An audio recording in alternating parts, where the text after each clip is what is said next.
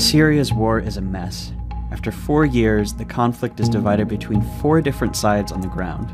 Each side has different foreign backers, and those foreign backers don't even agree with one another about who they're fighting for or who they're fighting against. To understand all this, the crisscrossing interventions, the moving battle lines, it helps to go back to the beginning of the war and watch how it unfolded.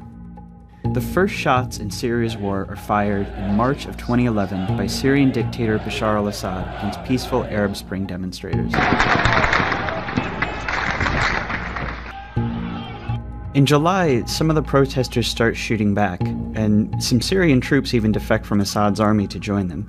They call themselves the Free Syrian Army, and the uprising becomes a civil war. Extremists from Syria and from around the region start traveling to join the rebels. Assad actually encourages this by releasing jihadist prisoners to tinge the rebellion with extremism, make it harder for foreigners to back them. In January of 2012, Al-Qaeda forms its new branch in Syria called Jabhat al-Nusra. Also around then, Syrian Kurdish groups, who've long sought autonomy, take up arms and de facto secede from Assad's rule in the north. That summer is when Syria becomes a proxy war. Iran, which is Assad's most important ally, intervenes on his behalf. By the end of 2012, Iran is sending daily cargo flights and has hundreds of officers on the ground. At the same time, the oil-rich Arab states on the Persian Gulf began sending money and weapons to the rebels, mainly to counter Iran's influence and mainly through Turkey. Iran steps up its influence in turn in mid-2012 when Hezbollah, which is a Lebanese Shia group backed by Iran, invades to fight alongside Assad. The Gulf states respond by sending even more money and weapons to rebels, Saudi Arabia really leading the effort at this point, and this time going a lot through Jordan, who also opposes Assad.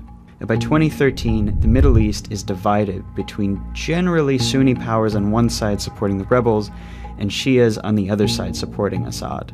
That April, the Obama administration, horrified by Assad's atrocities, signs a secret order authorizing the CIA to train and equip Syrian rebels. But the program stalls out at first. At the same time, the US quietly urges the Arab Gulf states to stop funding extremists, but their requests go ignored. In August, Assad uses chemical weapons against civilians in the town of Ghouta.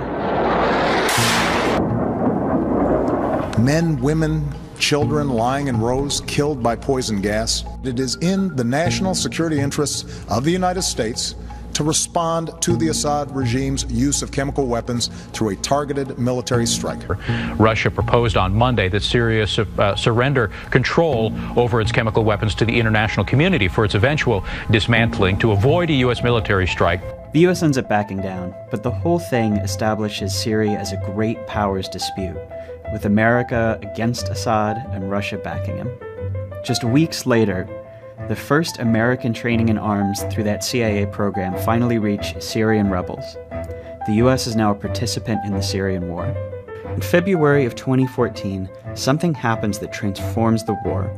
An Al-Qaeda affiliate, mostly based in Iraq, breaks away from the group over internal disagreements over Syria. The new group calls itself the Islamic State of Iraq and Syria, and it becomes Al-Qaeda's enemy.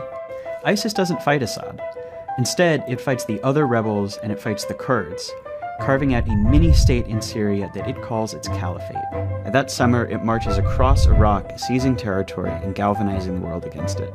Then, in September, almost exactly 1 year after it almost bombed Assad in Syria, We're moving ahead with our campaign of airstrikes against these terrorists, and we're prepared to take action against ISIL in Syria as well. that summer, the Pentagon launches its own program to train Syrian rebels. But unlike the CIA program, this one will only train rebels who fight just ISIS, not Assad. And the program fizzles out, showing that America now opposes ISIS more than Assad, but also that there's really no like-minded force on the ground in Syria. In August, Turkey begins bombing Kurdish groups in Iraq and in Turkey, even as Kurds are fighting ISIS in Syria. Turkey also doesn't bomb ISIS in Syria. All of this deepens tension with the US over this question of whether they need to treat Assad or ISIS the primary enemy, and creates a lot of confusion among the Kurds about where the US stands. Now, Assad has been losing ground all this time, to ISIS, to the rebels, and in September of 2015, Russia intervenes on his behalf. Russia says it's there to bomb ISIS, but in fact it just bombs the anti-Assad rebels, including some rebels who are backed by the US. So as it stands now, There are lots of different groups and outside countries involved in Syria's war, and even among allies there are big disagreements about who their enemies are, who to support, and how to do it. And those contradictions are a big part of why, for this war, there is just no end in sight.